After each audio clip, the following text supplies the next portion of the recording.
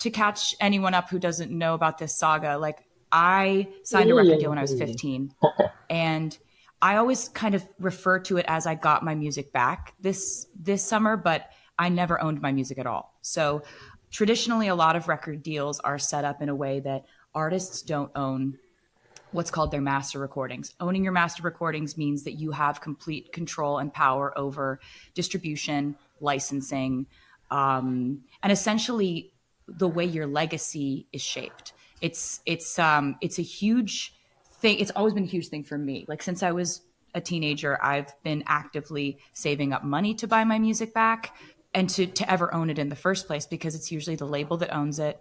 But I've always wanted this to happen. So it's been sold. My music has been sold a few times. The first time that it was sold, it really ripped my heart out of my chest. And I told everybody exactly how that felt for me and what I was going through. And I started basically defiantly re-recording my music because I wanted to own it. And this was the only way I thought it was ever going to happen. And so I knew she had a bad kid, and she's just got a little bit of a bad kid.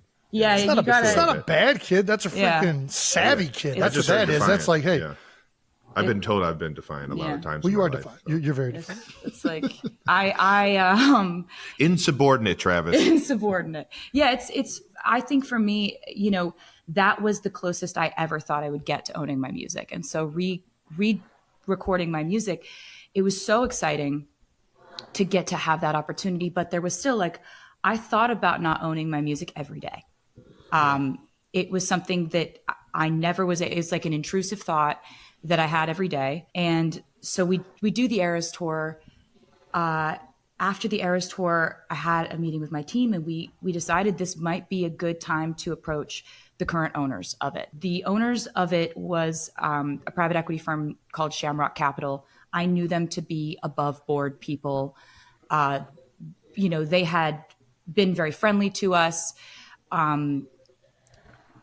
What I was looking to do, though, was I wanted to buy my music outright. I don't want to be in a partnership. I don't want to own 30% of it. I want to own all of it. Yeah, and you deserve that. But it was a long shot to think that they would do that they would sell that asset to me. It's a big asset. It's a huge decision for them to make, to sell that to anyone, including me. I decided that rather than this be like a business conversation, I'm in the business of human emotion. I would so much rather lead heart first in something like this, because for me, this is not, I want to own this asset because of its returns, because of its, because of the dividends that I will receive over the years. I want it because this is my handwritten diary entries from my whole life. These are the songs I wrote about every phase of my life. This is my photography, my music videos, most of which I funded. My artwork, everything that I've ever done is in this catalog. And so rather than send lawyers or management like in a big crew, I sent my mom and my brother, who I work with, to LA, and they sat down and this happens. I don't ever really talk about it because it's they sat down with Shamrock Capital, and they told them what this meant for me. They told them the whole story of all the times we've tried to buy it, all the times it's fallen through, all the times we had gotten plans together and figured out something we thought was going to work and it didn't at the last minute. And so my mom calls me afterwards. She's like, look, they were wonderful. They heard us out. We have no idea which way they're going to go with this. And so I was like, I get it. I haven't gotten my hopes up about this in a decade.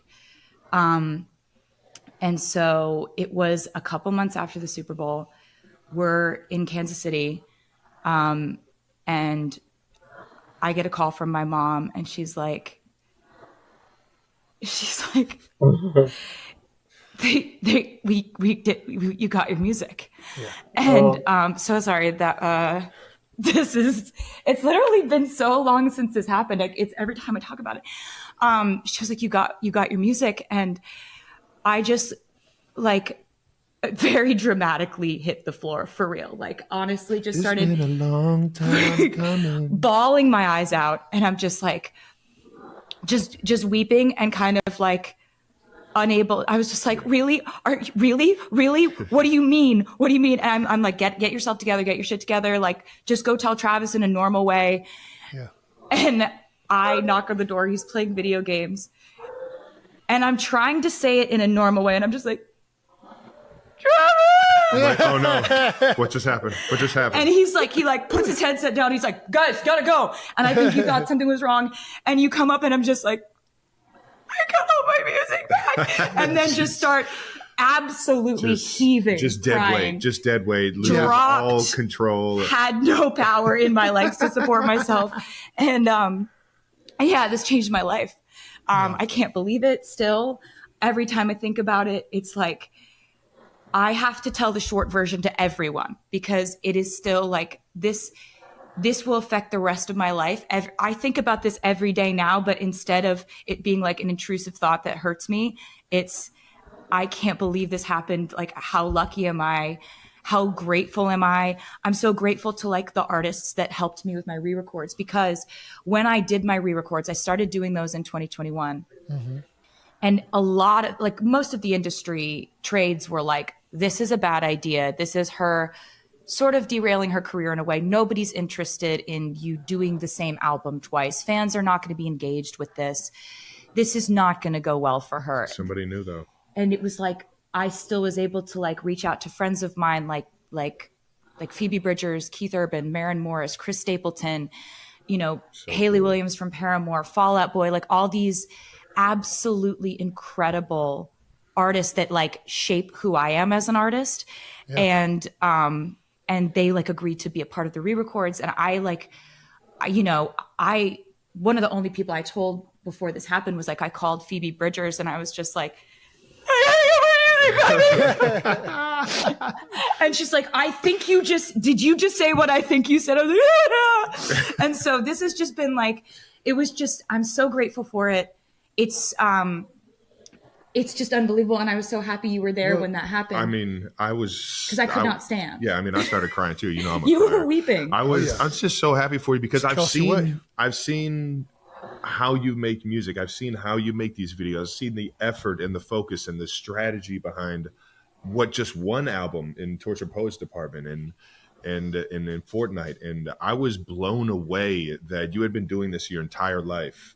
And for, your first 6 albums, you weren't given the rights to all of that. Mm-hmm. And I know what that looked like. And I know how much it burned you that you didn't have that and you didn't have your creation. Mm-hmm. And I think doing it the right way, creating the fan base that you did the right way, and leading your life in a direction that you were eventually going to get it back somehow, some way, because of you always doing things with the right intentions.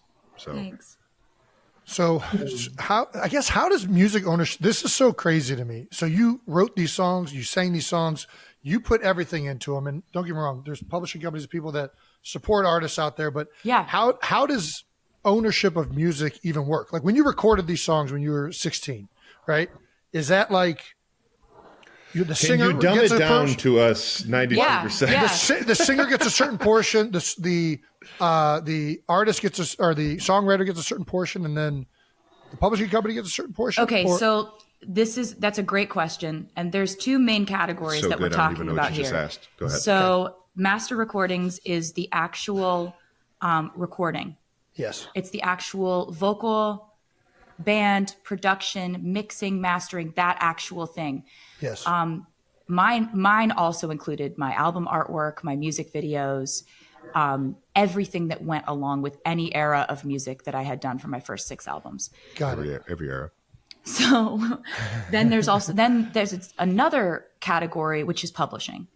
Yes. I own my publishing, which is why, I have control over, if my song is used in a film, I wanted them to use Taylor's version instead of the original version, the songwriter, can decide that. Got it. Okay. And so it's like, noted. I've always been very lucky because my publishing was protected. A lot of artists have their publishing sold away from them, or they sell their publishing. And and a lot of artists, it may not be important to them. It was always important for me. The publishing aspect of it has always been something I've had firmly in place, which is great because my songwriting is the core of why I do this, why I love it so much, and what I think has made anything happen in my career at all. Greatest songwriter of all time. That's very nice of you to say that. It's like, says her boyfriend. Says a lot of people. Basically, then you have the master recordings side of things. Now, this is a discussion that was not really brought up amongst the artist communities, especially not with fans. This was all kind of industry centric and kind of boring contract stuff that like fans were not speaking about. And so one thing that I think is really great that has come about because of this is that I have so many new artists come up to me now and say, hey, I didn't even know this was a thing. Yeah. And when I went to go and negotiate for my record deal, I negotiated to have my masters revert back to me after a certain amount of years, or that I own them outright. And it's not for everyone. Not everyone cares about this. Artist to artist, artists have different priorities. Some artists sell off all their masters because everyone's allowed to have their own priorities. What I wanted, though, is that if I were to put the information out about what I went through, at least it gets artists talking about this to decide whether this is a priority for them. Because you can't know if it's a priority for you unless you know what has come before you and what has happened. And so the master recordings thing, that's your actual ownership of your recordings. To put it in perspective, if I never would have been able to buy back my music, one day someone else would be leaving all of my music from my first 6 albums to their kids in their will. Right. Yeah. And you think about it like that, it's like, I thought of it, I made it, I recorded it, I paid for most of those music videos. I wanted an opportunity to buy that back. And that was important to me. You feel like they're yours. They should be yours. Yeah, exactly. Do you think it was easier for you to do, one, because just you talking about this, you're so aware of the business side of this and the legal ramifications, like you're more aware than I think probably most artists are. But being woman in the world, it's crazy. Being a songwriter, says her boyfriend, smartest woman in the world. You being the songwriter, being the singer, owning the publishing rights, being able to re-record songs, that gave you leverage and able to make this move, right? Yes. Yeah. Yes. So that was it. And also, in my contract, they didn't put a clause in that said I couldn't re-record because nobody was doing it and nobody thought that was a good idea. Right. So, and also like, who would be that stubborn? Like who would be that petty? This badass kid over here. That they would record every single thing it's so badass, over and over again. What was your favorite one to revisit? Not just that. Hold on, Bill. But not just that. Who has a fan base that's going to listen to the same album twice in a row? It's a good point, Jason. It's a good point. Honestly, and this is where they missed it. You had if you make this a third diehard 1989, I'll listen to that already one too. Built. That's the thing is the fans. You sold a story with the second time you released this album, right? And the fans got behind that narrative, and they're like, "Screw the first album. We're rolling with the re-recorded album because we're supporting the artist." They were like, "We ride at dawn." Like, and it was amazing because they're the reason why the re-records worked out. Yeah. They're the reason I was able to purchase my music back because they came to the Eras tour, and basically they're the reason why any of this worked out. And I also want to note that like the other people who are like, we ride at dawn, my live band, they played on all the re-records. It's like, you want to know why they sound so perfect on the Eras tour. They played on all those records. Mm-hmm. Like they're session musicians too. And that's how good they are. And I'm so impressed just by their ability and their dexterity as musicians to be able to do that so convincingly, because there are actually there's the Taylor's versions one. I kind of prefer a lot of that stuff. I think it sounds incredible, but I'm happy to have all of it. So that leads me to the next question, Tay. Now that you own all of it, you have the re-recordings, you have the original recordings. What should we listen to? Like, what do I roll with? Does it matter? Choice. You're just like, whatever you guys want? Like, yeah, it's really whatever you guys want. Because I love both of them. I would not have put out the re-records if I didn't think that they held up or were better. I think a lot of the vocals I did on the re-records are better than the originals. Ooh. Okay. But it's like if you found a nostalgia in the originals and that was what you were listening to when you were 12 years old, bopping around in your bedroom, go crazy. Yeah. We got them all. I'm going to start doing comparisons. That's what I got to do. I just got to start doing comparisons. Yeah. You're going to listen to every beat. Yeah. You're certainly, it's not mandatory, Jason. I mean, it sounds like a good time. I'll say this. There's a few good playlists out there that have a mixture of them all. You've been streaming? Yes. Thank you. I've been streaming for about 2 years now. Oh, that's fantastic. Thank you so much. That's why we got that spike in the, that's in what the it was. 35-year-old male demographic. Right. Yes, that 1.7 billion, that was at least 1 billion of those, for sure. We have one IP address from one iPhone that continually is listening to this playlist. Did you have a favorite album that you re-recorded that, like, are there different eras that you liked recording more, re-recording? I really liked them all, but I think Red was very special. There were songs that I called From the Vault songs, and there was one which I think is maybe my favorite song I've ever written called All Too Well, the 10-minute version, where I unearthed. There were originally so many more verses in that song than ended up being on the album that I had put out when I originally put out Red. I made the glorious, fortuitous mistake of saying that to my fans in an interview. Words. You know what those words mean. I love it. You're so handsome. So basically, I said that in an interview to my fans, and they just like hung on to it. They were like, where's the 10-minute version? Give us the 10-minute version. Yeah. And when it came time to doing Taylor's version and re-recording the album, I went back in, found the verses, restructured the song to the way that it pretty much was when I had originally written it, put them back in. And that song is one of my favorite things I've ever done. And it was when we were on the Eras tour, I'm watching people just like cathartically scream this song to the point where I'm like, do you need to go to the hospital? Like it was so passionate, the fan response to that song at the Eras tour. And I remember thinking so many times, like, what if this never happened? Like, what if I never had to it's one of the most this? iconic parts of that tour. It was so fun. And so like, it really did make me fall back in love with that album specifically. I have a song with Phoebe Bridgers that I really love on that, from the Vault. Chris Stapleton was a part of it as well. And I think that one, I've always loved Fearless in 1989 in a very pure way. But Red, I've kind of gone back and forth over the years and been like, like that re-recording it made me just be like, oh, God, I love that album. I have no complicated feelings about that. Wouldn't have done anything different. Maybe except to include the original verses the first time. Well, we just talked about the different eras a little bit. Let's talk about perhaps the most daunting thing that any artist has ever taken on, which is the Eras tour. Oh my God. You finally finished it up last December in Vancouver. I don't know. What did it feel like to wrap it up? What does it feel like now?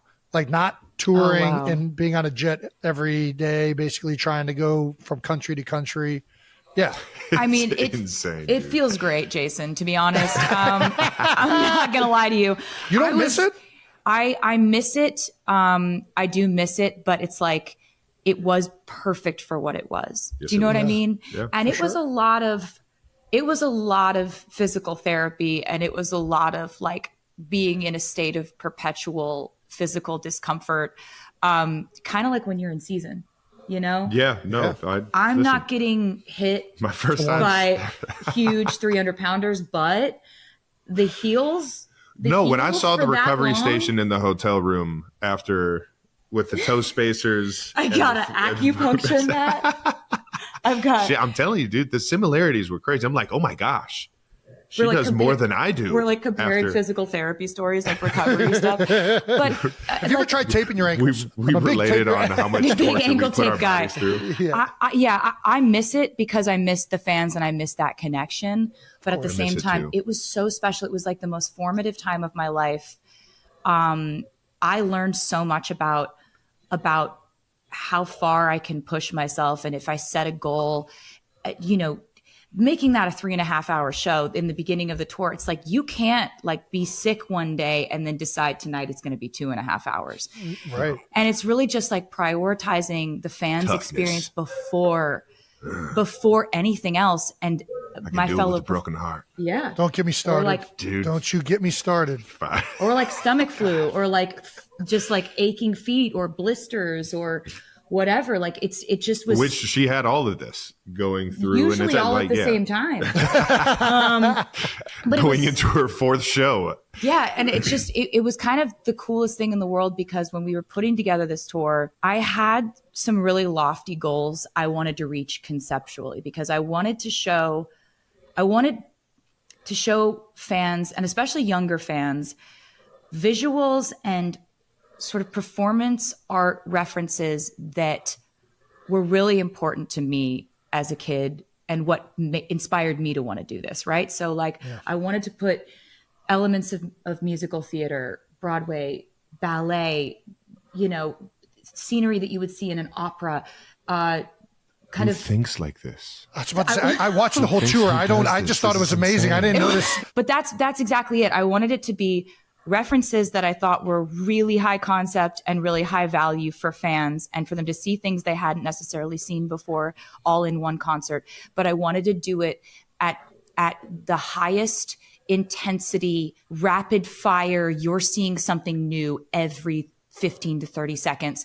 And so it feels like you're scrolling in an algorithm, right? Yes. And when I heard reports of people saying that they got actual amnesia after the concerts, I was like, oh, I think we did it. Yeah. I think we did it. Nailed it. That's genuine.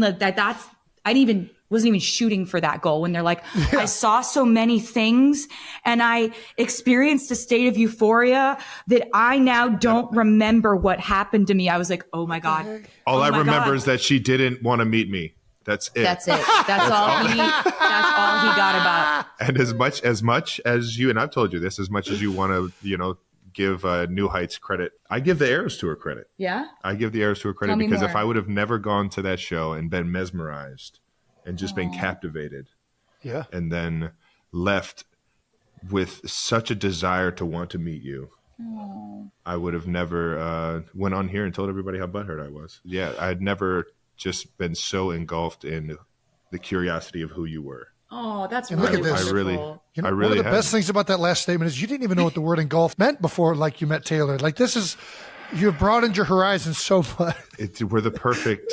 I'm telling you, it's so. She makes me so much better. So, Thank you for saying that. That. And then, but it's like you see you on the stage, and you see how crazy you can get an entire stadium going, and then I get you in a room, and it's like I've known you forever. It's like it was just the easiest conversation I ever had, and it was just so much fun that it just knocked my socks off, from what they say. Knocked your socks off. Yeah. Thank you. I felt she the blew same me exact away, way and about you. I had never experienced something so mesmerizing on stage, and then so real and so beautiful in person. Hey, that's should I leave? I'm just gonna I think so. Honestly, at this point, I think everyone should leave. I don't know where to go from here now. How many countries did you do the Eras Tour in? 47,000 countries, Jason. You just listed that in the beginning. Well, I said 51 cities, which I don't know if that's right. It was a lot of countries. 150? What was really fun about all the countries that we went to is when we first started dating, he was like, I always wanted to go and really vacation in Europe and see Australia and, go to Asia. And I was like, well, I got a tour for that. It's coming up. Nice. You got room for a 6'5" guy to we can figure it out. out. Like, no, the dimensions are wild, but we'll make some room. I think we'll have to leave some equipment trunks behind. Thank you for to accommodate the size, but absolutely, we'd be happy to have you. And we got to travel the world and have vacations and adventures when I wasn't on stage, which was really fun because, Like Europe was so fun. Australia is amazing. Yeah.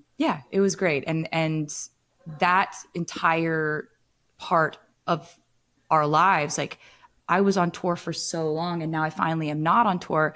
And it's kind of great because I'm getting my hobbies back. Like when I was on tour, all I had the bandwidth for was what's the acoustic mashup this week? How do I say welcome to the Eras Tour in Portuguese? You know, that was the only thing taking up my brain space. And now it's been so fun to see what Taylor actually gets into around the house. It's like, I'd say all my hobbies could be categorized as like hobbies you could have had in the 1700s. You know, like I get on my granny shit. You enjoy doing all of these homey things. That's basically what you're saying? Yeah, I like to sew. Yep. I specialize, as you know, in children's purses and baby blankets. Yep. I make two things, and that's it. I know that very well. Very good at these two things. I love to paint. I love to cook.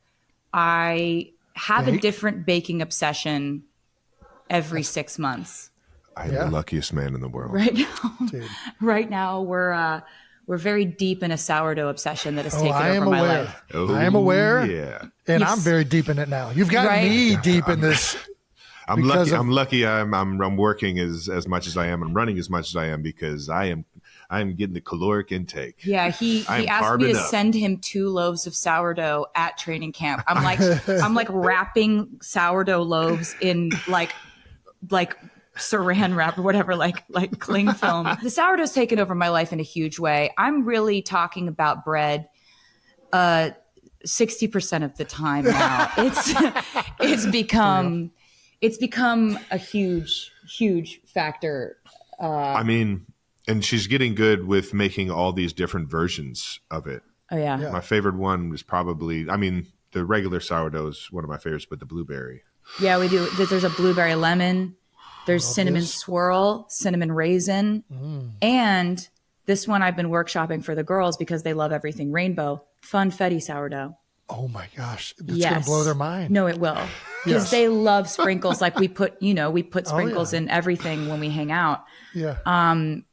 It's really She's a loafer for life now. Yeah, and it's gotten loafer pretty crazy over here. I'm just like always like baking bread and texting my friends and being like, can I send you some bread?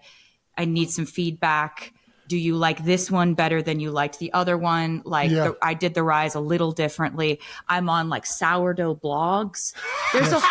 There's a whole community of us, and I didn't know it. Oh my gosh! This is the amount of people hoping that you're on their blog. Oh, I'm on your blog, girl. I'm on your blog. But it's like I just didn't know this. There's people like me out there, and this is where the internet is good. This is where the internet is a good place where you can curate a reality where like all I really use the internet for is sourdough and when Travis shows me videos of otters on his Instagram algorithm. I want an interesting animal. I want a wild otter so bad. I just want to like find these little creatures. Yeah, he doesn't. He wants why a wild one? Why wouldn't you? Because aren't they all wild? Oh no, there's domestic. There's domestic otters. He wants one specifically whose life he saved, who knows that he saved its life. Who feels, yes. It's a really specific type of otter he's looking for. The videos that I watch are somebody just in a canoe. Yeah, he doesn't want to like go up to an otter and take it from its mother. No. He wants to see an otter, and the otter's like, my paw's caught in a shell. And he's like, I got you. And then the otter's like, thank you forever with its little paws. And then bring him anchovies and then it every swims couple up, months. and you're kayaking, and it's like doing this to you. Like, that's what he wants. And I want it too, honestly. Who doesn't? Yeah, I mean, who doesn't? Yeah, right? Yeah. So, I mean, do otters eat bread? Can we get a sourdough eating otter? That might be the perfect. We're gonna figure that. I think. I don't know if they do. I don't know. They're probably. But yeah, we had discussed maybe like carrying around cans of sardines just in case we run into one. Nice. It's better in principle than it is in practice. Easier to conceptualize. It seems pretty easy though. You just gotta go canoeing. Which is also easier in principle than it is in practice. Yeah. For us in terms of just the weight balance on the water. I'm on the hunt for a friend. All right. Yeah. Stuff you didn't know you needed to know, right? Jason. I mean, I love otters. I don't know who doesn't love watching Instagram. This is what Life After otters. Eras Tour is, though, Yeah. Jason. You got to, it's so Travis, crazy. I'm retired. I am all in on this. I want to bake. I just don't have the planning behind it. Taylor's a planner, and she's going to have the sourdough alive. We're not going to keep a sourdough alive. He's actually done it. He's actually done it. Yeah, I've made a loaf. You've had one of my loaves, actually. He's done all of it. Like we've set it up where it's like I've got a station and he's got a station and he's done all of it. Yep. Okay. So he's actually baked too. Yeah, I've stretched and folded before. Yeah. But there's just like something I've always weighed, slightly I've wrong weighed with all it. the flour. No, his rose higher than mine. His was Jason. more delicious than All right. mine. It's like, it's also, No directions over here, No Jason. chance. I get into the No whole, chance? Jason, you've had it and you said you loved it. I'm not saying it's not good, but it's nowhere as good as Taylor's. that's not true. I'm He's telling actually- you, if I you will- took like 2 chunks and you sent it off to the lab, there's going to be so many more germs and microbes and Travis. Oh my God. Oh, ew. the bacteria count. Ew. What is the fungus in this that's on this one? No, I'm Yeah. That's the sourdough, Jason. There's Don't like- even. That's the sour. Okay. Why is there chest hair in it? How did you? Yeah. There's like The chest. apron's too low. There's like chest That's it, hair in that's his. it. There's cat hair in mine. It's just like both of these are completely inedible. But it's crazy how many puns you can make. Because I got bread bags and I got Yeah. labels, and so you can really go for it with the puns. You go, are you ready for it? Are you ready? Flower song is the slamming screen door. That's horrible. Okay. It's a loaf story. Baby, just say yeast. Just say yeast. Yeah. What's the one I was doing with dough? Keep going. It's a loaf I should story. have said dough. No, it's horrible. Loafing him was bread. It's bad. You don't know that song, and that's okay. I love you. It wasn't on the tour. Tour. So we do have this. I did fuck that up. 21 countries. Did you learn anything throughout the, like, is there anything at the end of the tour when you were wrapping up that you wish you had been doing the whole time? Is there anything you would do differently now that the entire tour is wrapped up? No, I'm really glad that I didn't know it would have gone on as long as it did. Yeah. I'm glad that I got to like actually be prepared for this tour the way that I was, because, you know, in previous tours, I had noticed that I would get on the tour and I'd have to like get my stamina up throughout the tour. And by the last quarter of the tour, I'd finally hit my stride stamina wise. And I'd be like, oh, I can do this easily every night. Yeah. I wanted to be at that point at the beginning of the Eras Tour. So that's why I did so much more training, so much more endurance training and cardio and stuff that, you know, doesn't come naturally because I'm not an athlete. So it's like that stuff I have to really force myself to Don't do. you say that. Don't you say that. I mean, don't you dare it's say how I that. feel. And I don't even, it's not like I say that in a disparaging way. I don't care at all. Okay, fair enough. But Yeah, why do we take it that way? I it's don't know not why like we do it. it's I'm like I'm not an athlete and that's fine. Like I play I instruments. take it that way it's just because not we're my undefeated thing. on the beer pong table. Ooh. I've seen you throw okay. a football. No, that's not good, That and you know counts. that's not good. It does. No. It does. You It's- can No, Spiral? Yes. you gotta Yes. be It's real better with than me. because it's not. There's See? no spiral. I don't think I've ever caught anything that's ever been thrown to me, Nope. near me, I've seen it. around You're just me. disinterested in being an athlete. That's true. Can you hit something with a stick? That's a telltale sign of an athlete. Good with a Yeah, stick. no, I don't know, Jason. I've never tried that. Never tried- So it's we're like We gotta try this out now. We're going out back here's after the thing, this. right? My relationship Let me with give you a bat. sports was like, you know, I grew up in Pennsylvania. I always heard my dad yelling at the screen watching Eagles games. That was always the sports sounds that I heard in my house. However, I was up in my room playing guitar, learning instruments, playing piano. Just I was focused on different things. I was like so laser focused on music. And that's how I was in school. Like I would go to sporting events so that I could sing the national anthem. Like everything was a means to an end to get to do music. I know every halftime show from the Super Bowls, but I didn't watch the sports.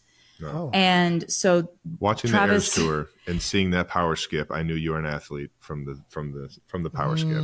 you're just saying I words. knew it. It's one of my favorite parts. Just telling lies. Just see you just skipping down that runway. Just looking like a giraffe that's limbs were put on all wrong. Not everybody can skip, but not everybody can power skip in heels. Yeah, in heels. That takes athleticism. Thank you. I appreciate that. Just saying. What a unique compliment. So yeah, I definitely became obsessed with sports when it came to him. I'm competitive on his behalf, but like if you and me are going to go against each other in something athletic, like I'm going to let you win. Cause this to me, like, I don't see what do the points even mean if I'm doing it. I'm a fan of athletics and the sports. If I'm doing the sports, like I'm throwing like this. Cause I don't really care if it goes where it's supposed to go. Interesting. It doesn't bother me. And when I don't make the catch, battle. I'm not embarrassed. No? That's fine. She's a good teammate, so she'll give effort if it's teamed up. If it's individual sports, she's not going to care. But if she needs to be held accountable, if I'm on his team and we're playing beer pong or something, like I'm really trying. You're in. So you're a team sports because this matters to him, right? Yeah, absolutely. I'm a team sports gal. Yeah. Put me on an Olympic one person trying to do some stuff sport. I'm doing this. Yeah. I don't care. I'm getting out of here. Yeah. I'm doing this. I care. Okay. I'm doing this. I care. Care a lot. We're doing this. We're kneading dough. I don't care. He's stretching forward, I don't care if this happens. I don't care if this goes here. It's not part of my metrics for my self-worth. All right. That's probably very healthy, to be honest with you. Hey, I was like, as long as you're fine with this. What? No, I'm completely fine with you being an athlete. Yeah. I'm not an athlete. I'm never going to be. You just missed the whole point. Yeah. What? He sees what he wants to see, and it bodes well for me. Do you have a favorite thing from the Eras Tour? I have a lot of favorite things from the Eras Tour. I would look out and I would see a lot of bonding happening between generations of people. Gosh, that's so true. It was really wonderful. It was like the most incredible feeling in the world because I can see all that. I've got LASIK. I have incredible vision. Basically, the Eras Tour, I think one of my favorite things was when the fans would come up with their own traditions, right? Oh, so cool. Because I can plan a stage show that's like, we know exactly what's happening, when it's going to happen. It's very stage managed. It's a whole production, right? And I love to plan. But I also do love surprises. Like there's a time during the European leg of the Eras Tour, there's a song called Willow where we do a performance where we have these, it's a very like witchy performance. We have these like light up orbs and we're in cloaks and it's all very woo. The fans decided that they were going to bring their own light up orbs. And by that, I mean balloons that they would blow up in the audience. And then they would they would use their phone light behind it and create a light up orb. When I tell you, I looked out. Yeah. Or a glow stick, whatever. Like they would figure out ways to illuminate themselves. And it was insane to look out and see spontaneously thousands of these orbs just go up. And I'd just be like, I don't even know who organized this. 2%ers, how it really felt. Was there a group text? How did you guys even do this? It was so special. Yeah. It felt like we were all part of something together in a way that couldn't be planned. And there's, as much as I love and relish in planning, it was really fun that they would do things to sort of delight me every once in a while. They had little chants. They had all these traditions. By the end of the tour, it was like Rocky Horror Picture Show, where they have their own. They have their own show, literally. Right. It was. I remember being in Gelsenkirchen, Germany. Literally. Right. And you know what? What did you just say? Gelsenkirchen, Germany. Gelsenkirchen. Love is him learning that. Yeah. That's our actual. That's a city. He came to Gelsenkirchen. Learning that. Yeah. I think that's how you say it. Supported me there. I've never heard of this. If you say it with a German accent, it probably sounds more like the actual city. But my American accent is Gelsenkirchen. Gelsenkirchen. And I remember seeing that part of the show, and they were literally doing circles and like putting the orbs up in the air and passing them to each other like they were performing. It was so beautiful. They were so committed.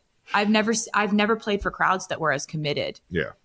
So I think I loved the event of it. Like I'm always trying to figure out how to make music into more of an event, right? How do we make it romantic? How do we make it something that people experience together? And, that's why I love vinyl. That's why I love, putting so much into the tour or a music video or events or activities for them to do or Easter eggs or little puzzles for them to solve. Like it's gotten to the point where it's just like, it's a little bit, people are like, the Easter eggs thing is getting a little Zodiac killer at this point. I'm like, as long as they like it, you know? How do you go about like knowing how to do an Easter egg? I don't even know, like, where does that process start? Are you like, well, I have some parameters. What is the art of the Easter egg? The art of the Easter egg is that there's do's and don'ts, right? Like I'm never going to plant an Easter egg that ties back to my personal life.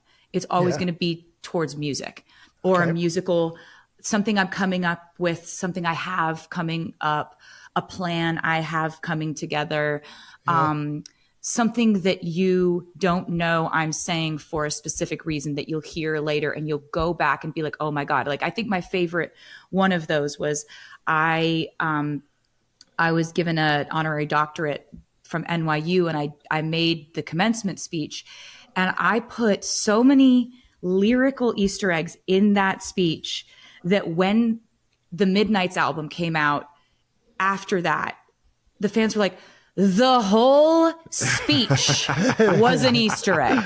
Yeah. And that's, for me, that's really fun because they find it fun. For sure. And also just, I love numerology. I love math stuff. I love dates. I love that stuff like I find really fun.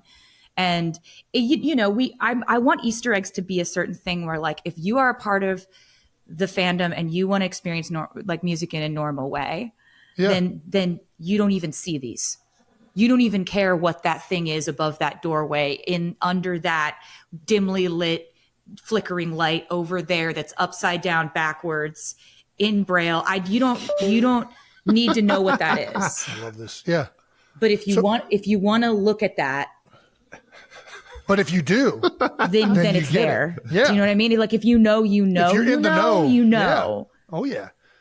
Then you know. Let's talk about something I don't know. What is numerology? You threw that phrase out there like that's a comment. What is numerology? Do you don't know what numerology is? I'm assuming something with numbers. Yeah, like I'm 87 and she's 13. Yeah, literally, it's that simple. Just numbers. And 100. Yeah, 13 plus 87 equals 100. That's numerology. Like numbers that have a specific significance. Like, yeah, exactly. Keep it like 100? Do you not keep it 100 ever? I'm trying to. I attempt to. It's crazy that you don't. What numbers do I have? You're just admitting that like that. Kylie, I don't know how to do this. It's okay. It's not for everyone. My favorite number is 13, though. It always has been. Travis. I know. Yeah. And that's part of the numerology of why we're dating. Okay. Part of it. Okay. It's been in my life my whole life. Travis likes people that like the number 13. Yeah. Yes. What does liking the number 13 say about us, though? It says that we're family in trichodectophilia, I think it is the obsession with. No, man, it's every day, dude. This is every day. That's a real thing. You know what that means? This is every day. He knows what this means. Trichodecophilia. So that's the obsession with specifically number 13 or something. I'm sorry. Yeah, triskaidekaphobia is when you hate 13. Triskaidekaphilia is when you love it.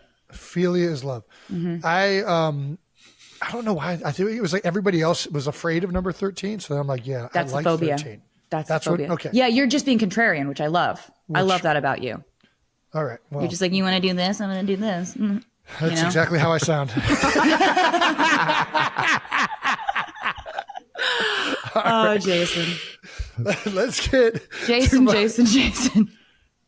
All right. Favorite thing about the Eras Tour was, besides going to it and just being like this amazed at everything. I think I was on another podcast recently, just like all of the songs, everything you just talked about, where it changes so much, right? There's something new every 20, 30 seconds. It was incredible. The nonstop length of it.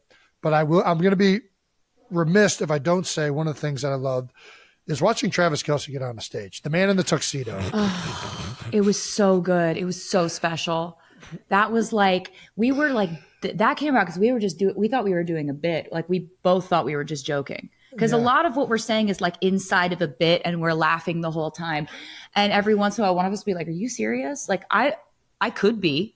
I could be serious. Are you serious? I was serious in and in terrifying fashion. I was like, yeah. It was like wouldn't it be funny if kind It'd of thing. Fun. Yep. And I would try not to fuck this up. It was no, the show's perfect. You don't want to fuck the show up, do you, Taylor? But I knew you were going to be down for. I knew you were if you wanted to do it. Like I was never going to pressure you to do it. But the fact that when we were talking about it, we were joking. I saw that little twinkle in your eye where I was like, oh, he wants to do it. You want me to? He wants to do it. He wants to. Do you want me to go on stage? Yeah, you got up there. I'll do it. You were so good. Every single beat, his comedic timing is crazy. Like, It is good. and when the lights are bright, he slows down time. Like that's when he. Well, no, I just black thrives. out and hope that it ends out like perfect. That's you said. You and I are saying the same thing. I did. He's I a big honestly, blackout guy. Yeah. yeah. Like I rose from that stage, and I saw how many people Dude. are looking at you, and I was just like. Blackout. You looked so good. Yeah. It was so amazing. Like it was one of the loudest, if not the loudest screams I've ever heard on the tour. It was insane. It really was. How many, Trev, you played football in some of the biggest stadiums you've been in front. People have been staring at your whole life. What was that moment like? There's nothing like this. Were you felt nervous? like an ant. I felt like the smallest piece of life ever. Like that entire stadium, the floor. Like, what are all these people doing on the field? Holy, I didn't know this place felt like this. Oh my gosh. What is going on? I have to pick her up now. Okay, here we go. Don't drop her. Don't drop her. It's so funny that you were actually scared about that. You could like throw me over a mountain and like climb the mountain and catch me on the other side. Like football players drop balls all the time. This is not a. Oh my God. It was so good. It was London. It was Wembley Stadium. It was, those were such special shows. And we had just, wasn't this the week that I got to watch Jason meet the royal family? It was. Yeah. I knew you were serious when I was like, Jason, do you want to go meet? And he was like, what do I do with my beer? Yeah. I watched him have this moment with his beer where he's just like, but I want to take it. But I know that I probably should not take it. That's right. I watched this happen, and it was kind of the most amazing. What do I do when I meet? I like that you picked up on it because that was exactly what was going on in my head. If I don't have my beer, what do I do with this hand now? Is it like disrespectful to have a beer when you meet royalty? Or am I just like being authentic by having the beer? I would normally have the beer. Wouldn't they want me to be myself? I'm watching you say that in your head. Yep. And it was fantastic. I don't know. I'll always remember that. Memory. I was just like, I'll always remember meeting you for the first time, Jason. Do we need to talk about that? That time I did hold on to my beer. You did. What was, I guess you brought it up. What was that first impression like? Did you know I was told to be on my best behavior? I didn't know what you were told, but I did know that one of the first things I saw was like you say to Kylie, I was just shotgunning beers with the Bills Mafia, and I really want to go through one of the fire tables. Yep. I want to jump through it. I want to jump onto the flaming table. And she goes, okay, can we not do that right now? Yeah, guy. And since then, I've heard her say that exact thing to your 4-year-old. About like, mommy, I want to throw this pudding on the wall. Wouldn't that be fun? Can we not do it right now? That's a common phrase for. And so I meet you. You're exactly as I thought you would be. Kylie is exactly as I thought she would be. Just like the realest, the smartest, the coolest. You're fantastic. Obviously, you know that. And then I swear to God, Jason, you flew through the window at light speed. I've never seen someone so big move so fast. It's impressive. It's like, when you see a cricket and it's here and then it's gone and it's 16 feet that way. You're like, did it just jump that way? How did it do that? And he gets more athletic the more beers. I mean, it's real. It was wild. I really should have played in the NFL drunk. I think it would have been better. You know what? At this point, I would never argue with that. And all of a sudden, like, you're out there in the snow. You're handing me children through the window. Like, I was trying to. That was fully not my best moment. It was. And like, I think it actually was. And I'm She's really like, grateful. Taylor. I was like, you want to see Taylor? I got you. Let's go. We're going in. Whose kid is that, Jason? Do you know where this kid came from? But yeah, it was.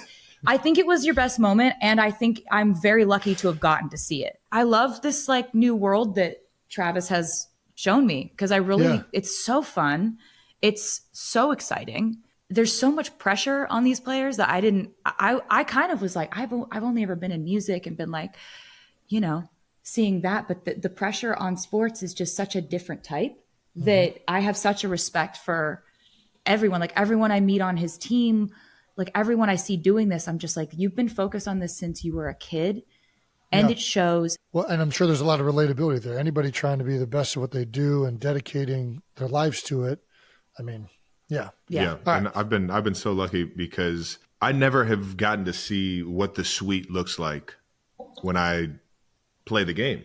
Because they didn't have a camera. I never get to see my friends and family. I never get. So now, whenever I make a play, I get to see it, what it actually looks like, how much fun they're having, what, you know, the type of support that I get and how crazy it gets. So the Vegas Super Bowl, there was a camera on the suite, and when Nicole scored that touchdown, and to see everybody in that suite start jumping on each other. People are body slamming each other into other rooms. It was so violent. It's giving me the chills right now. Everybody. I'm the luckiest guy in the world. That video. To get everybody going crazy. People like went down. Like there were people punching each other. It was like absolute chaos. And like I have every memory of that. Like every memory of that moment is intact, but it's just like screaming and thrashing around and trying not to be taken down by this undertow of your friends going absolutely apeshit. I loved every bit of it. Oh, it was so insane. I mean, the suite that is the Travis Kelce suite that has been happening. What was your first impression of that? Of everybody in there? Who's the MVP of the suite? Who's the MVP of the suite? Okay, so he's got, which is an incredible, like a huge green flag, is that Travis has had the same friends since he's probably 4 years old. Yes, literally. And he's incredibly good at maintaining friendships, and he's so loyal, and his friends are equally loyal, and they're just the funniest, most hilarious group of people. Yeah, and you want to talk about green flags. The first game she went to, the Bears game, she literally went through the front door of the stadium. Yeah, we walked right in. Just right in, like like general admission? Through general admission, through with everybody on the bus to the game. Oh my gosh. And I was just like, oh, she's just in it. Yeah. She's down for the ride. She's here for the fun. She's like I'll fucking go. I'll go through the mud. I'll be a part of Chiefs Kingdom. Like, if this is where we walk in, this is where we walk in. I don't know what to tell you. I don't have an alternative. I'm like, we just played here 3 months ago. Yeah. And we went a different way, but I'm not going to say that. I'm not going to backseat drive this shit. What was that like? What were people doing? I remember using, like, Ross was like, Ross is so tall and so broad that it's like that helps a lot. And then just you have a lot of other just like big bulky dudes that you're friends with. Yeah. Yep. Green flag, not threatened by other guys. That's right. At all. I was walking in I had a hat on and I had a mask on, and I'm walking in just in the front. We're walking in with thousands of people in Arrowhead, and nobody noticed. Oh my gosh. There were rumors that we had been seeing each other, but I think people were like, remember that. Yeah. What would they talk about? Yeah. Right. Yeah. I hinted on the Pat McAfee show that I was going to see if you would be willing to come see me rock the stage at Arrowhead. Yeah. Since I've seen you make the stadium. But nobody was like, oh yeah, we're definitely gonna see her there, and we're gonna see her coming in through general admission. No way this guy landed her. No chance. Hey. No chance that whole podcast thing worked. I didn't believe it when you told me. You manifested it. I did, yes. You summoned me. Here I am. Andy Reid has recently revealed that he was the one who set you guys up.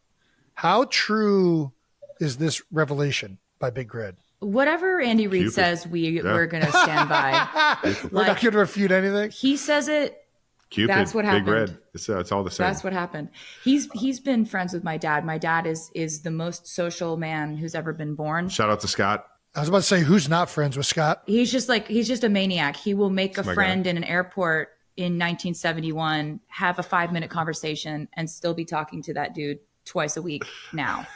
But he's like that with everyone he meets. Like he's able to have very many, very meaningful relationships. And it's a skill. It's a talent. Yeah. It is a mind-boggling talent that I've only known him to have. Yeah.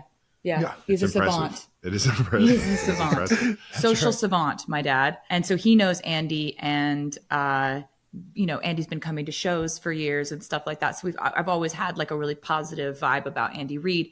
I didn't really know what the sports were that he was doing, but I knew that was my dad's friend, Andy Reid. You knew he was really I good. now know he is literally the most iconic, legendary coach of all time. Yeah, and like from the way that you talk about him, his leadership style is I respect it so much. Right. Because I feel like it's done without like aggression or raising your voice or losing your composure. It's all very composed and focused. It can happen. He will rip you apart for sure. But not in you got to be really like but not I feel running like the it's, plays he's calling them. Yeah, but that's the thing is like, but it's not done. It's not overdone, right? Like if you get it from him, you deserve it, and you're going to shape up. Exactly. That's what I heard from you. And there's validity to it. There's such a genuine like want to get better that him getting you to like do it the right way is it's like a disciplinary thing. It's just like he wouldn't be doing it unless he saw the greatness in you or he saw your ability to get it right, and he wouldn't be doing it this way if it was any other way, if that makes sense. It does. There's a lot of heart. Yeah, there's a stoicism too, which makes the heart when he shows it to you. And I think this is what you're kind of saying, Taylor. He's so like composed and so like locked in. And then all of a sudden when he does show that little bit of like warmth, it's like, oh, there's that teddy bear. I see him. Yeah, he's funny. He's cheeky. Yeah. And then but it's like everything has a reason. Like everything is very like intentional. He's like, I feel like he like coaches and lives in a very intentional way, which I think is really awesome. And it's just like a great leadership style. Yeah. There's a layer of trust and there's a layer of like discipline where you're going to have some fun playing for him, but you're going to know when you got to flip that switch to be serious and be on point and do it his way. He says it all the time. He's got 51%. I was like, all right. Yeah, whatever you say, boss. I always feel like when you lose your shit, you lose your leadership, you know? Yeah, for sure. It's just kind of something I've always kind of tried to administer in what I'm doing. But he's a huge role model for that, of how he motivates people and how he does so without flying off the handle, and is just very focused on what the right thing is at the right moment. Yes. You know? Yep. So so did Andy tell Scott something? Is that what I'm trying to? What did Andy say to Scott? I mean, okay, so when you guys did the full send on the podcast, yes, there was a full send. Yes. And he was like, "You want to date me?" And everybody heard it. It was the shooting your shot heard around the world. Yes. Basically, everyone who likes you, which is a lot of people, started reaching out to everyone who knows me. There we go. I think it was like Andy was vouching for you. I think it was my relatives, my cousins were like, please, please, please. He's amazing. There were friends that were like, he's actually an amazing guy. Like, he's so great. There was a lot of kind of people whispering in my ear about you. And I actually, that's not normal. Like, it's not normal. There are people just willing to go to bat for you and be like, you don't understand. This guy's incredible. Well, Andy, well done. Yeah. Thank you, Andy. And Scott. And Scott, thank you. There we go, Scott. Speaking of which, how's Scott doing? He's doing good? So he is doing incredibly well. My dad had an interesting summer. He actually had a quintuple bypass surgery, and that's a really intense surgery. Yeah. So it all happened really quick. He went in. I know he would want me to say this because he really he learned a lot through this process. He's had a healthy, perfect EKG every year that he's gone in to get his physicals. Yeah. Perfect EKG. Yeah. But what found his 5 hard blockages in his heart was a resting stress test. So he's been telling all his friends, you need to get the stress test because that's what's actually preventative. If you can find that earlier, you don't have to have a bypass surgery. You can sort out those blockages with stents and things that are a lot less invasive. So he finds out that he's got these blockages. They're like, we got to do this like tomorrow. Yeah. You shouldn't, like, we don't know how you walked in here, dude. This is crazy. So he was, of course, saying to our family, he was like, you guys are busy. I don't want you guys to have to like come in here. Like, you and Austin are busy. Like, just you don't have to do this. Like, don't brave come. dad, the strong dad that, right. you know. he said something about like when a cat is injured, it curls up around a tree and heals itself. I was like, Dad, cats don't have quintuple bypass surgery. He tried to relate. That's wild. You're just saying stuff now. That doesn't mean anything to me. And so I was like, okay, I'm not going to come there. Yeah. All right. Like, yeah. So he wakes up from surgery and it's my mom, my brother, and me and his best friend. And he comes out of surgery and he did like a comedy set for like 15 minutes. He was the funniest he's ever been, and he's usually really funny. But he's like, we didn't know how many blockages he had, and I was like, Dad, you had a quintuple bypass. You had 5. That's crazy. It's more than we thought. And he's like, well, you see, I come from a very competitive family. And it was kind of wild because it was very parent-child reversal. Yeah. In a lot of ways. Like my brother and my mom and I were each taking shifts in the ICU and staying with him 24/7. And I remember when I was a teenager, my parents the big fight we always had is I'd sneak my cell phone into my room and be talking to my best friend Abigail under the covers all night. And they'd be like, you have a test tomorrow. You need to rest. We're taking your phone, whatever. Yeah. I'd get to the hospital. My brother will have done the night shift. And he's like, Tay, you got to take his phone. I caught him FaceTiming his friends all night. He needs his rest. He needs to be sleeping. He's FaceTiming all night. It's like one of the main things you need is your body to just like recover. And I'm like, I'm not taking his phone. He'll get mad. He's like, I'm not taking his phone. You got to be the one to take his phone. I'm like, I'm not doing it. My mom's like, I don't want to do it. My mom. So we're just like, it's like we've got we've got to take our teenage son's phone away from him because he's FaceTiming all night. He came out of surgery, tried to give guitar picks to all the nurses and doctors, but he wasn't wearing pants, didn't have pockets, hospital gown. You know, I'm having these moments where I'm like, this dude built play sets and swing sets and cribs for me. I'm building his shower chair and his walker and his like bed that goes like this. Like, It's just surreal, man. And you're like, you know, we just all moved in with him for the whole summer pretty much. And just, you know, because you can't really walk on your own. We had a little harness for my dad, just like walking dad on his harness. And he was like the loveliest patient ever. He just kept saying thank you over and over again. So guy was full of life, man. Yeah. He was appreciative that he caught it. He still is. Yeah. You know it. We had we had the FaceTime with him last time we were together, and I was like, he hasn't changed a bit. This guy's still freaking got the energy going. Yeah. Yeah.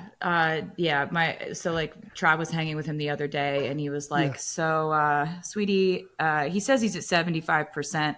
And if this is 75%, I'm truly terrified of him.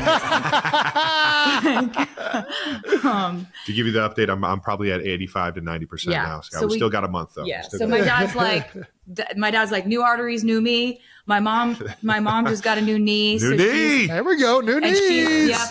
She's doing great. She's scampering around. We're not quite at scampering yet, but she's doing great. She's up and moving around. Yeah, this was just like the summer of my parental upgrades. Like we're just upgrading the parents, making sure that they live to be at least 186 years old. Huge. Because they're two of my best friends and I just adore them. And it was actually one of the most special things that's ever happened to me, like spending all that time with them this summer and getting to like, you have those long talks that you don't have when it's like a small concentrated period of time. This is when I learned to do the sourdough, right? My parents' friend Tina sends over a loaf. Shout out Tina. That's my girl. I love you. Thank you, Tina. Sends over like the best loaf of bread I've ever had in my life. To call it bread feels really honestly sort of like it's gold. Sort of like minimizing what this was, it's modern day gold. So I'm like, I need to know how to do this. I go over to Tina's house. She teaches me how to do it. She gives me some of her starter. Life is never the same. Okay. All these things are happening in Florida. Travis is doing his training. He's like, look at him. In Florida. I'm in Florida. Florida. Look at him. And he's so fast and he can jump so high.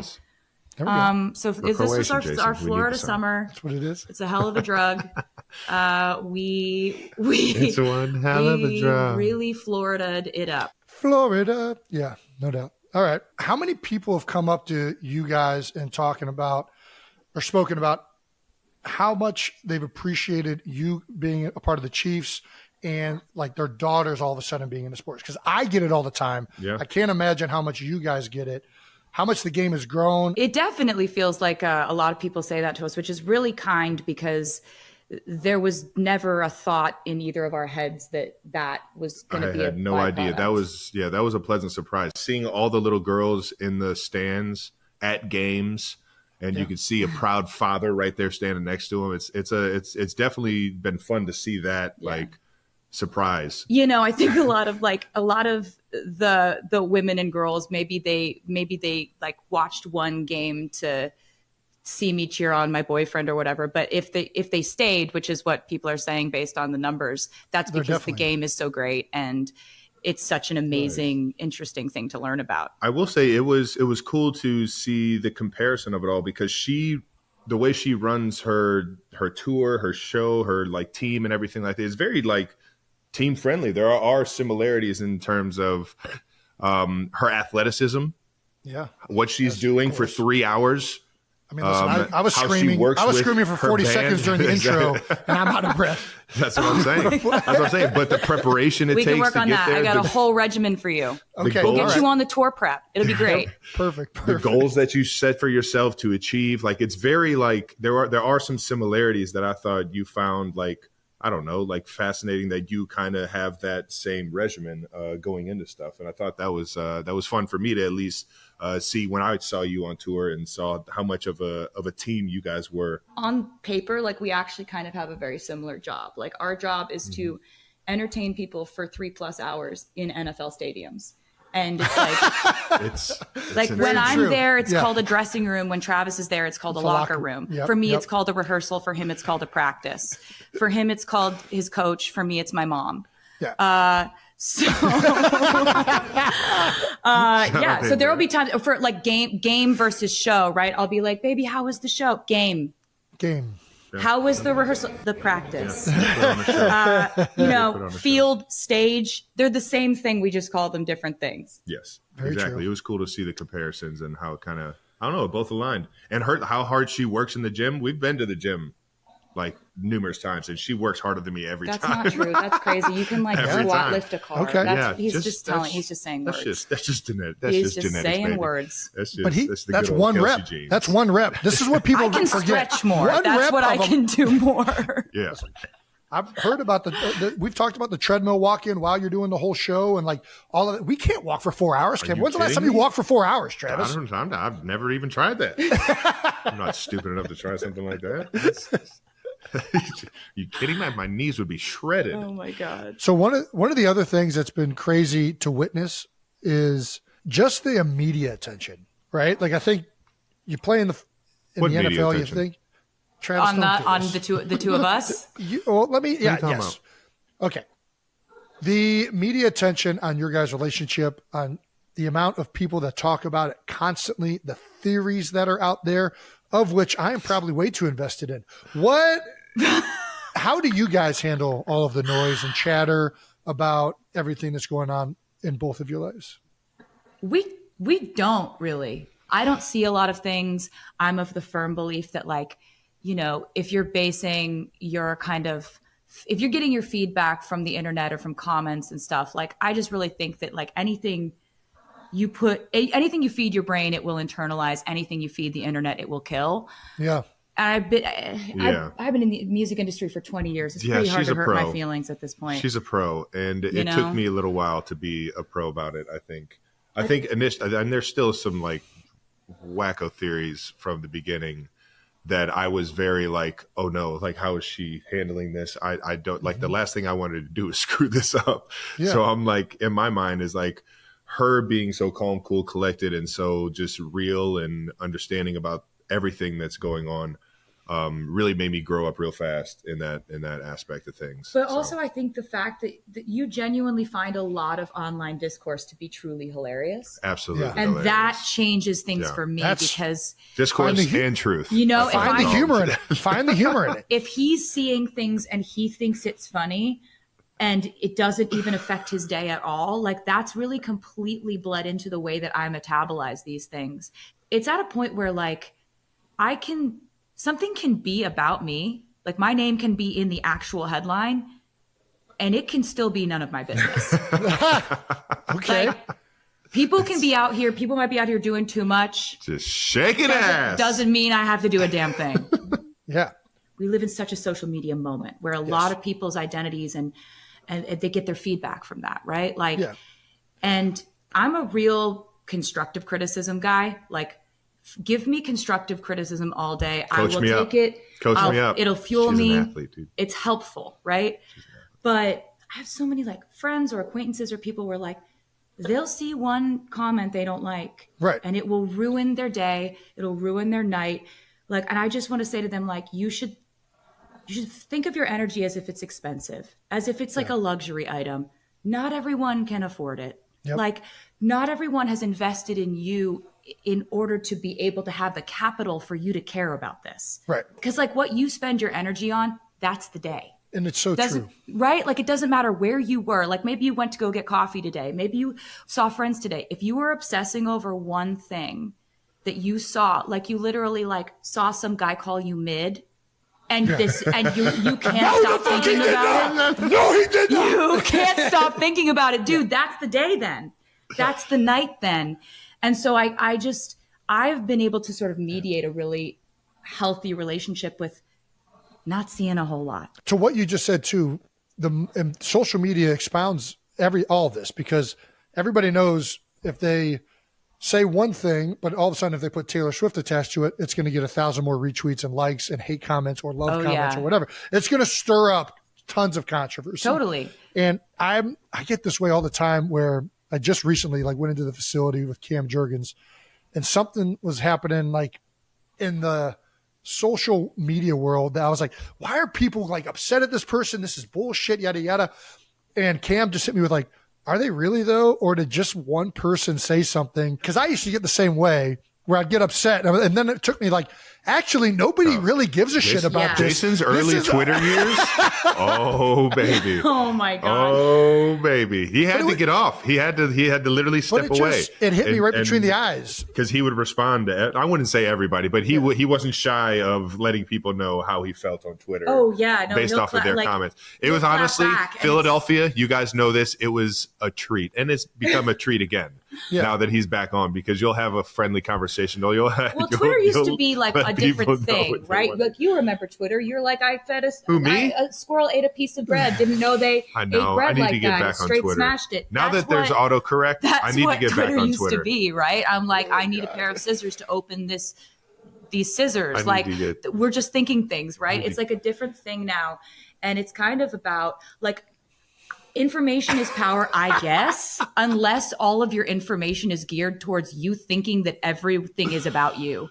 Because, not everyone is ever thinking about one person all the time at any point. It's just like, if your algorithm is giving you either criticisms of yourself or adulation or praise, you're creating an ecosystem in which you're the centerpiece of the table. And I just don't think that's healthy. Like, that's not the way I want to move through the world.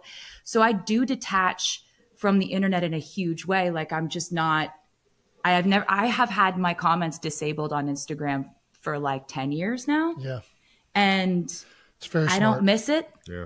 I found that out after the Eras tour. Comments were going to be the first way. Dude, the problem is I get so mad, I then go and look at all the other comments, and then Twitter just feeds me more. And dude, you're on like Reddit. It's like, so we saw that you like this. Boom, boom. Yeah. Yeah. Whereas I'm like, I don't know what this is, but get it out of my office. It's on fire. Yeah. My business is making music and taking care of my fans. And I have ways of monitoring what they want from me and how best to entertain them, which is my job. Yeah. And everything else, I'm just sort of like, it's not my business. I have actual business that I need to run. Mm-hmm. Can you imagine if we just talked about what people said about our relationship? Yeah. Because if we talked about that, that would be all we talked about, because there's so much chatter. It's like, we're busy having an actual relationship. I want to hear sourdough bread puns. Yeah. That's what I want to and you hear. will. Thank and that's you. a promise. All right. Let's get to the part of this show that I think is what everybody is going to be talking about. Do I get to say it? Do I get to say? I get to say the two words. Yes. Well, I think we were going to try. I think This is First what of all, you can do whatever you want, Taylor. We're not going to review. This is very I much want to whatever. work within the framework of the podcast. I'm a fan of the podcast. Typically, we would allow the guest to say new news. Yeah, I want to do it. But with Zach Brown, we had another bit that we did. I don't know if you saw. I don't know if we can get back to this. I forgot everything that Zach taught me already. All right, let's just let the expert take care of this. Okay, I wanted to scream it. Taylor, just Travis style. Do you want me to start it or echo it? I think Taylor has a little bit of new news. Yay! She's a natural. She's a natural. It was as fun as I thought it was going to be. Oh, it was everything. It was everything and more. We did talk about Easter eggs earlier. Yeah. And at the very last Eras tour, you didn't take the lift. You did not. You went upstage and exited through an orange door. Why did you change the ending? So I'm happy you mentioned that. I was about to say, Jason, did you see that fans? Did you see that the fans noticed this? Because I was pretty proud of them for noticing that. They noticed everything. I was surfing the internet and saw something. Yeah, so that was I was pretty happy that they noticed that. I was like, trained them well. So basically, every night of the Eras tour, they know everything happens with a reason. Taylor's a planner. She's not just a random orange door. Eggs everywhere. Just eggs everywhere. What's happening there? Why? Anyway, so I would leave the stage every night, going down the elevator lift. That's how every single Eras show ended, except for the last one, where I exited through a door, an orange door to be specific, and orange. That actually was an Easter egg. Basically, the reason why I chose to exit that way is because I kind of wanted to give a little subliminal hint to the fans that I may be leaving the Eras Tour era, but I was also entering a new era. So I wanted to show you something. Okay. What do we got? We got a briefcase. Yep. Mint green with TS on it. Yep. What's in it? This is my brand new album. We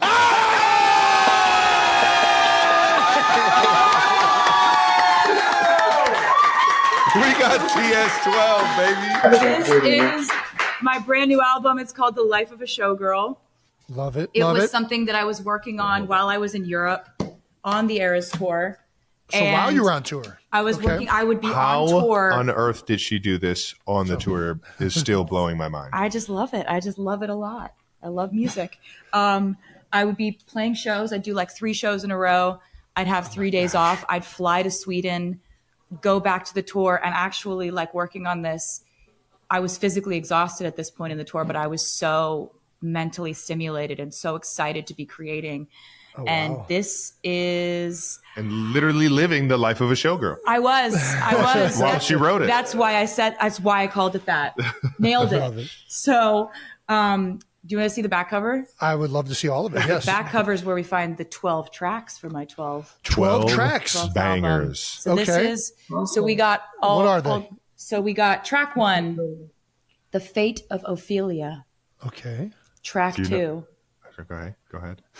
I was going to say, do you know what Fate of Ophelia is? Okay, keep going.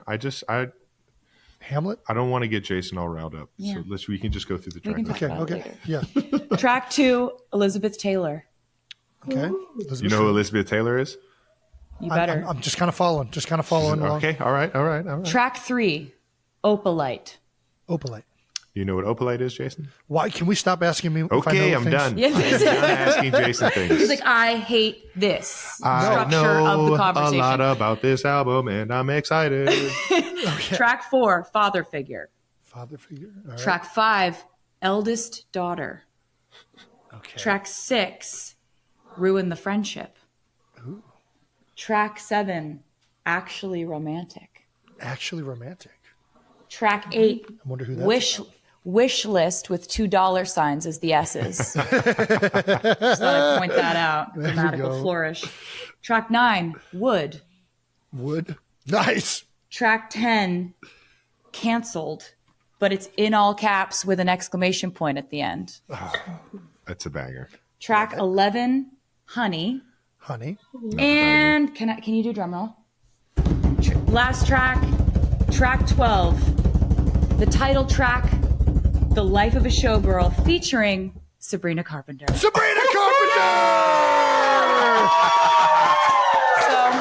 That's awesome. So that's Look that. at this.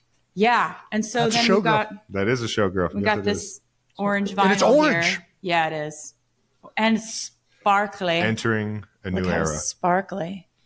It's very nice. So what is the significance of the color orange? Why orange? I've just always liked it, Jason. It really So it's feels not- like, I don't know. Okay. It feels like kind of energetically how my life has felt. And this album is about what was going on behind the scenes in my inner life during this tour, which was so exuberant and electric and vibrant. And, you know, one of the things about this record is like, it's a record I made with, my mentor, Max Martin, and Shellback. And the three of us have made some of my favorite songs that I've ever done before. Which ones, if you don't mind me asking? Well, they were my main collaborators on the Red album. We did We Are Never Getting Back Together, I Knew You Were Trouble, 22, Shake It Off, Blank Space, Style, Wildest Dreams. Oh, hell yes. You know, ready for it. So that's the energy we're Delicate. going with. Yes, I understand why it's orange now. Okay. So yeah, we've made songs that I'm so proud of. There's gonna be some fucking bangers. Yes, I'm picking it up. Dude, Yeah, it's I'm like telling that. you, it's Yeah, 12. it's like that. And so basically, we've never actually made an album before where it's just the three of us. There's no other collaborators. It's just the three of us making a focused album where, I mean, it felt like catching lightning in a bottle, honestly. Yeah. We hadn't worked together in like 7 or 8 years. And This feeds. they're They're just awesome. there's something about them. These guys, they're just geniuses in different avenues, in different ways. And we kind of, I'm going to put it down. I've just hold it. never like this. Today's the first day I've seen it. Do you know what I mean? I'm just like, Yeah. So Travis is just going to cradle it the whole time. Don't drop the baby. I will not drop this baby. So it's like working with them again was absolutely incredible. And actually, when I was on tour in Stockholm, I had Max Martin come out to the show, and I was talking to him, and I was like, I just feel like we could just knock it out of the park if we went back in and we did this all in Sweden, and it was just us three. Like, I essentially said to him, I want to be as proud of an album as I am of the Eras tour, and for the same reasons, you know? Okay. And he was like, do you understand what kind of pressure that is? Yeah, I was about to say that is okay. I was like, yeah. Why would you? Yeah, we can try. Let's So go. your entire do this. career, got it. Yeah, we can do that in one album. Let's do it. Well, And okay. So it's like, you know, I spent time in the time that we were off doing different projects, and he and Shellback were doing different things, and I was making albums that were a little bit more esoteric, like folklore. She's so hot when she says these big words. You know what esoteric I means. know it's for specific following. Exactly. Wait, what? So he knows what that means. He What does pretends he doesn't esoteric know what mean? these words mean, but he knows what they Esoteric mean. means for a specific following, like a specific genre of people. He knows what it means. Okay. He does like a pretty, I don't know what it means thing, but he knows all the words and he knows what they mean. I don't know And he may anything. not have read Hamlet, but I explained it to him. So he Okay, knows what there we happened. go. Don't tell my middle school English teacher I didn't read Hamlet So because I definitely was supposed to. Spark notes. It's all right. I watched The Lion King. see, he knows what Hamlet is. Wait, Lion King is based off of Hamlet? Yes.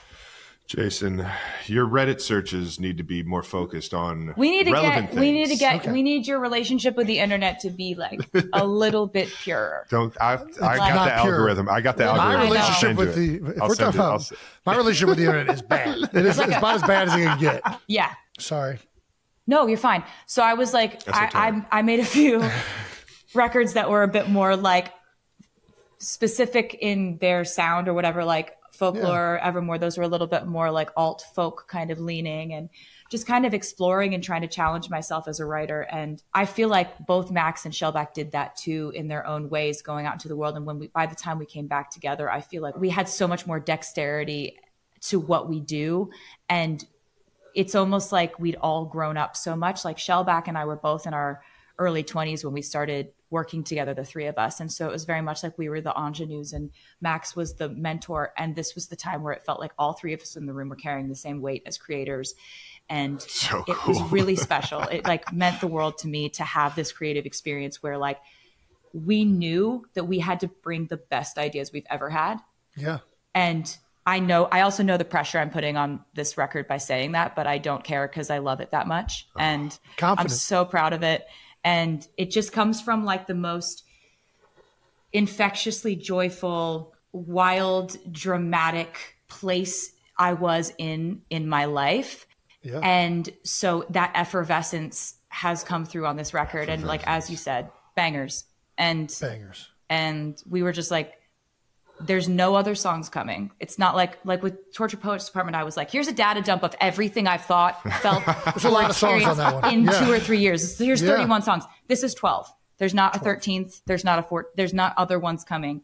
This is the record I've been wanting to make for a very long time.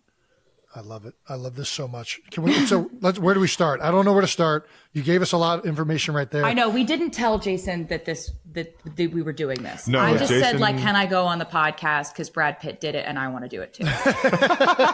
And Jason was like, yes, I mean, we can make that happen. That seems like a valid reason. The request or the ask from either one of us was never going to come. I don't know why I would never ask you. I don't know. Yeah, Brandon still hates me because I never asked you, but I think this is way better. We waited till I had some stuff to say, I think. There we go. You know, I was waiting till I had like a sparkly briefcase to bring. I needed props. It took a long time to put that into production.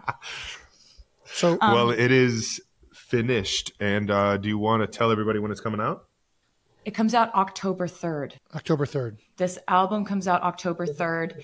It's easy to remember. It's 10/3. 10/3. Still annoying. It is also your birthday week. We got Wyatt October 2nd. We got you October 5th. And then we got Mom October 9th. So this is a good month. Yeah, I picked a good month. It's going to be a good week. You know, all these Libras 10/3, 13. The opal birthstones. I'm picking up this numerology. There we go. There we go. Yep. See, I knew you'd. Never not annoying. Always going to coachable. Always going to try to force a 13 into the situation. And this one was right there. It was just right there. For the photos, there are a lot more photos in this, and there's a poem in this, and basically I love the photography so much that I don't want to show it right now because I want to keep some mystery going. Love it. Because that's, you know, half just fun to have things to still discover. Yeah. But the photos are done by Mert and Marcus, who are two of my favorite photographers. The last time and the only time I worked with them for an album cover shoot was with Reputation, with that album. And I loved what they did with those photos. So I called them up for this one. And I'm so happy with the way that the photos came out for this one. And it just basically was like, I was so proud of the music and so excited about this project from a creative standpoint that I was just like, all hands on deck. We're going all out. This is a full send. Like, I care about this record more than I can even overstate. It's so much fun. And I mean, I understand what she's saying. I've been fortunate enough to hear every single song on here, so I know they're all 12 bangers. Yeah. It's a lot more upbeat, and it's a lot more like fun pop, like excitement. And I think that's a completely I think it's a complete 180 from a lot of the songs on Torture Poets for sure. Oh yeah, and it's just, life is more upbeat. Well, that's what I was about to say. It probably. Do you find that your albums mimic everything that's happening in your personal life? Yeah, definitely. Your genres that you've done are like so wide spanning between like country, pop, and then like it can get. I don't even know. Torture Poets. It was like so cathartic. It felt like for you probably to write those songs and to release all that. Definitely. And it was like, I have different goals with different albums. And Torture Poets Department, my goals were strictly lyrical. Like I felt love like every song was a poem. And I love that album so much from that perspective. That was strictly what I was trying to accomplish there, was just really a full catharsis. And I loved to embrace the mess of writing from that perspective, of the rawness of that. This, I have a totally different set of goals. I always try to do something completely different if that's what I'm feeling at the moment. And I was feeling a complete pivot at this point in time. And I wanted the album to feel the way my life felt. And this completely matches the way that my life has felt. And I also wanted it to be just every single song is on this album for hundreds of reasons. You know, and and you couldn't take one out and it be the same album. You couldn't add one and it's just right. And that focus and that kind of discipline with creating an album and keeping the bar really high is something I've been wanting to do for a very long time. I tend to love to write lots and lots of music. So it's a temptation to release lots of music. Sure. I wanted to do an album that was so focused on quality and on the theme and everything fitting together like a perfect puzzle, that these 12 songs for my 12th album, I feel like we achieved that. And I'm really happy about that. So you mentioned a couple of things there. First, what is the theme of the album, if you would describe it as one like theme, if that's possible? I would say it's everything that was going on behind the curtain. Okay. And then what are the goals? You said something like what would be like your main goals with this album? My main goals were melodies that were so infectious that you're almost angry at it. And lyrics that are just as vivid, but crisp and focused and completely intentional. Check. So it's like, I feel like we actually came together in a really beautiful way, the three of us, Shellback, Max, and I, where we had a conversation about how Max was like, I loved folklore. I loved the storytelling on folklore. I don't want that to change. Like, just because we're making these infectious anthems, like, I don't want you to leave that behind. And I was like, I don't think I couldn't if I tried. So at this point, I got some stuff to say. I'm married to that kind of writing, you know? And so it was really amazing that we were able to, without doing too much overthinking, we were able to get in there, and it was just ideas flying. And all of these ideas were like, we've been waiting years to come back together and make this project. It felt really You are going to move. You are. This album is going to make you dance. October 3rd? Do I have to wait till October 3rd? Yes, you do, Jason. Yeah. God damn it! This is unfair. We don't trust you at all. Yeah, I mean, honestly, smart. I completely get it. The artwork. How do you settle on a front piece of like artwork for an album? This represents the end of my night. Okay. Right. So like when I'm on tour, I have the same day every single day. It's another reason why we have a very similar life. His game days are the same days every day. His practice days are the same every day. His meetings, his schedule, my show days are the same every single day. I just happen to be in a different city. Yeah. And my day ends with me in a bathtub, not usually in a bedazzled dress. Sure. Well, it's got to be. It's on the front of an album. We try to keep it decent, you know. Yeah. I wanted to sort of like glamorize all the different aspects of how that tour felt, and that's how that felt to like be at the end of the night when all this has gone down. You won't be able to get to bed till 4 a.m. after this, but you had to jump through 50 million hoops in this obstacle course that is your show, and you did it. You got 2 more in a row, but you did it tonight. That's all that matters. And the reason I wanted to have it sort of like an offstage moment as the main album cover is because this album isn't really about what happened to me on stage. It's about what I was going through offstage. So it's like I didn't want to have like the lights are bright, I'm on the stage as the main album cover. It's just this to me tells more of what the actual contents lyrically of the album are. Got it. Which is the life. The life of the showgirl. Not what you're seeing. It's the life. It's just this to me tells more of what the actual contents lyrically of the album are. Got it. Which is the life. The life of the showgirl. Not what you're seeing. It's the life. It's just this to me tells more of what the actual content.